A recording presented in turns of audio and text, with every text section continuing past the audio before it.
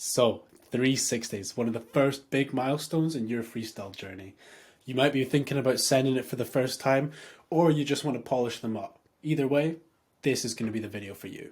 Let's start off looking at the fundamentals of what it takes to land a 360. I'll give a brief explanation, then I'm going to jump into some clips and we'll explain it in more detail. So, first and foremost, the way you ride into the jump.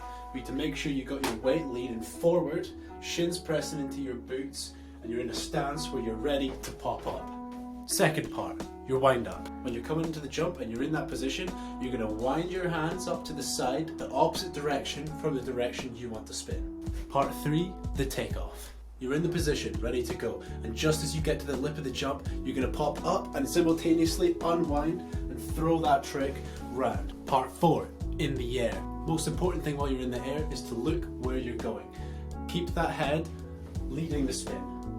Secondly, make sure you don't wave your arms around and you keep your body nice and strong, not too stiff though. Part 5, the landing. You're spinning round in the air and you spot your landing. You should spot your landing while your body's at around 270. After you spot that landing, it's time to get ready to land, open out slightly, and boom, absorb that landing, steeze it out if you want, and you've just landed your first 360.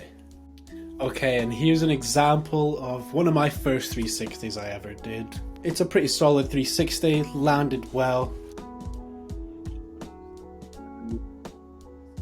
I'll go through it, got my arms wound up at the start there, popping up and throwing my arms round.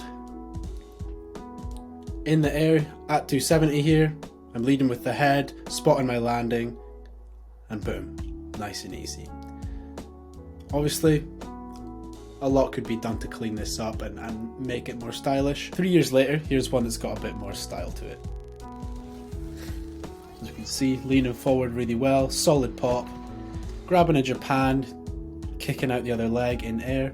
Quite a fun one. I really enjoyed this.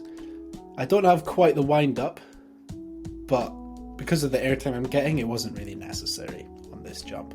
Grabbing, and then I'm spotting my landing, again just around 270. Now everything isn't all sunshine and rainbows, so there's a lot of problems you could run into on the way, and trust me, I ran into a lot. Next we'll go through a couple videos of some of the people I've been teaching recently and show some of the mistakes that you might be running into. Okay, up first, the mistake that almost everyone makes starting off, looking at the ground. Ayla's going to do a perfect demonstration of it here.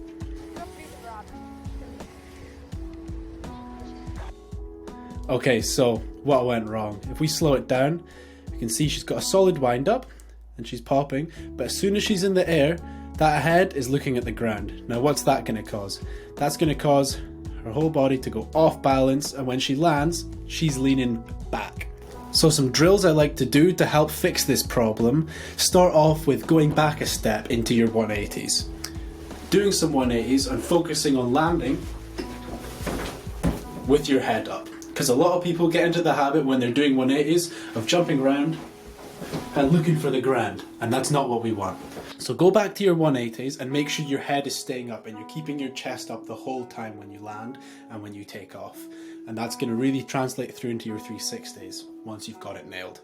If the problem still persists in your 360s, it's going to take some time working through it, just focusing on keeping that head up and keeping your chest puffed up when you get to the 180 portion. Because as you get past that, it's not as much of a problem. It's mainly looking at the ground when you're around 180, that's the problem, because that's what's going to put you in a backseat landing. Up next, we've got another really common problem that a lot of people run into, and that's taking off a bit early. Here's an example. Wanted to grab again. Ooh. So you can see, it's not very early, but this skier is taking off early.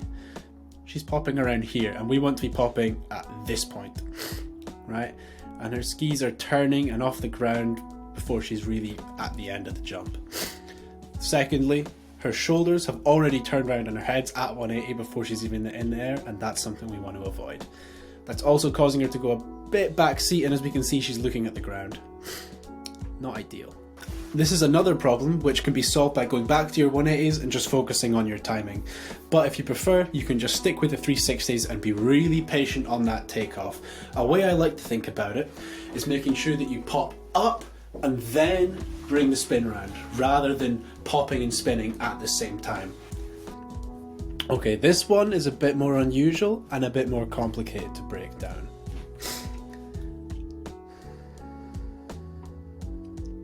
There are a couple things going wrong in this 360.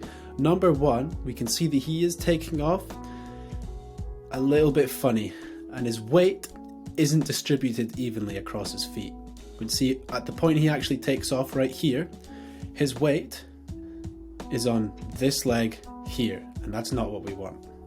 This foot should still be planted on the ground.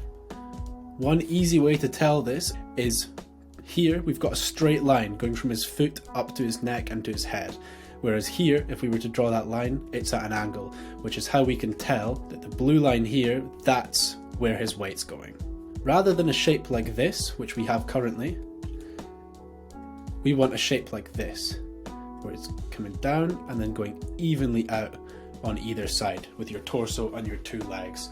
If it's lopsided, you're going to be struggling to maintain your balance in the air. Secondly, once he's in the air, we can see he's looking at the ground, just like as I mentioned before.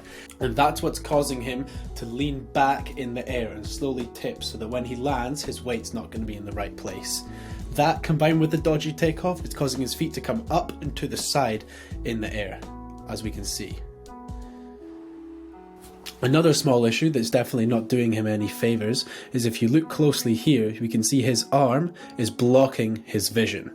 And that's not going to be good at all. If you want to do a 360, covering your vision with your arm like this when you're wanting to spin left, it's not going to be very helpful. So if he was to push this arm through and lead with it in his head, he's going to spot that landing sooner and know what's happening. Because as we can see, moving on from this point, he starts to open out a bit funny, and he doesn't land all the way straight, putting one leg down at a time because his weight was off balance, resulting in his ski coming off and him one-legged skating onto his side. Only took us 30 or 40 minutes of repetitions to hash out these problems, and now we've got this guy stomping his 360s every time, going massive. This guy's got some balls. Next, we're going to break down Cameron's 360 here. He's a bit more advanced, so he's on the bigger jump, and he's wanting to put a Japan grab in his 360. Japan grab is a really good grab to add into your spins. I would recommend getting a safety grab first, as this one's a bit easier, but Japan is a good second one to go with, as it's still reasonably centered and it's not going to put you off balance very much. When you're spinning to the left, as Cameron is here, it's a good idea when you're first starting to grab your spins to grab with your right hand. What that means is that when you're grabbing here, your left arm is going to be open, free to open up so that you can look round over your shoulder and see where you're going. Whereas if you're grabbing with your right arm, grabbing with your left arm here, it really blocks your vision off with your shoulder, and that's going to make it a bit more difficult to see you landing before you get to it. You can see there's no problem with Cameron's threes here. They're looking really clean, really good. He's nice and relaxed the whole time. Only problem for him is that he's not able to quite get the grab. Now we can see it's annoying, this light's in the background. It doesn't make it very easy. He's got the position right and he's really close to that grab, but he's just not quite getting it. Now we can see here his knees are tucked up, but they could definitely be a little bit more tucked up. So what we're going to focus on next with Cameron is in his straight airs and all of his other tricks. When he brings his knees up, starting to suck them right up and just work on that flexibility and strength of getting those knees up in the air no matter what. And that's going to make these grabs much easier, because the closer he brings his feet to his hands, the easier it will be. The second thing that's going to help Cameron here is actually maybe being a little bit more patient before he gets that grab. As we can see, he is aiming to get this grab really quickly off the takeoff, and then he's letting go and stopping before he's even at 270. Now, you want to keep your knees up ideally all the way until 270, and Cameron definitely has the time to do that. So by going a little bit later for the grab and holding it even later, he's going to give himself more time to get his hand on there, and then once he does get the grab, he'll be able to hold it for longer. All in all though, this is a really good 360 and he's centimetres away from that grab. We're going to have this unlock in no time though, because Cameron's really close and his 360s are lovely. Okay, so the most fundamental parts of the 360 are your running and your takeoff.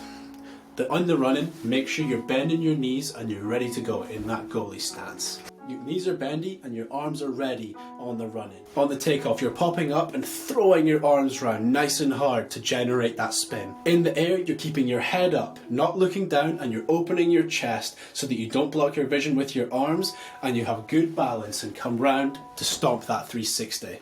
Now it's your turn to go out and try it. Once you have tried it, please try get a video and send it in to me. I'd love to give you any bits and bobs of advice more personalised to you, to what you need to actually change and adapt. And if you'd like, I can pop a video up on the channel breaking it down so that your tricks can be used to help lots of other people. Good luck and thank you.